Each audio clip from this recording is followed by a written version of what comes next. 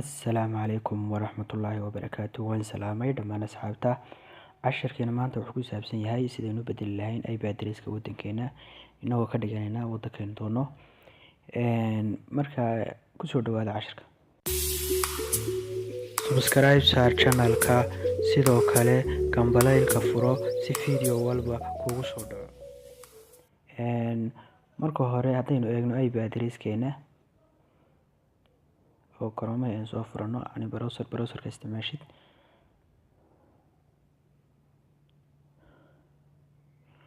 Waxaan ku qorno halkaa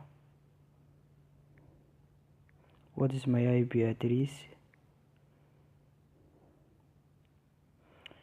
your IP address,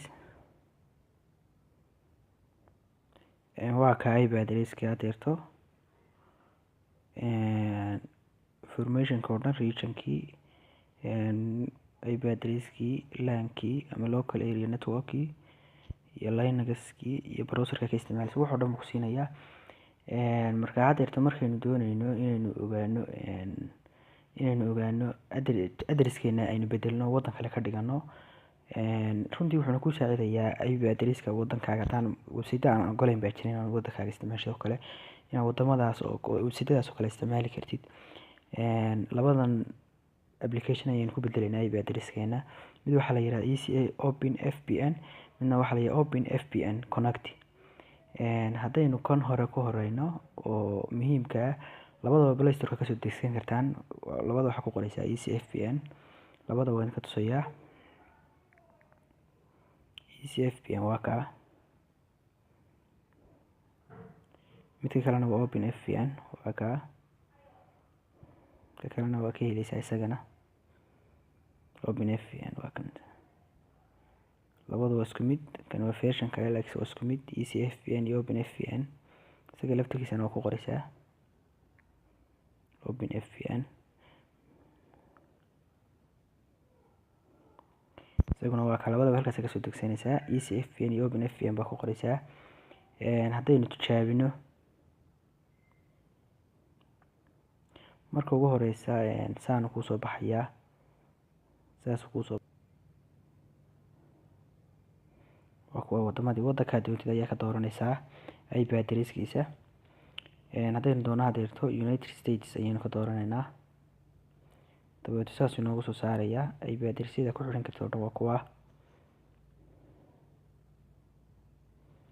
Haddaynu hadda mid ka mid ah ka doorano IP addressyadaas, qaarna wuu ogolaadaa qaarna ma ogolaado. haddaynu ka 108 ka doorano arsiga waa la iska xiraa. wuxuu noo gudbinayaa kii kale Open VPN ahaa. dabeeto add ayaynu odhanaynaa. haddaynu eegno markuu noogu connect gareysmo halkaas cagaar noo noqonaysaa. IP addressyada qaarna wuu diidaa qaarna wuu ku connect gareysmaa.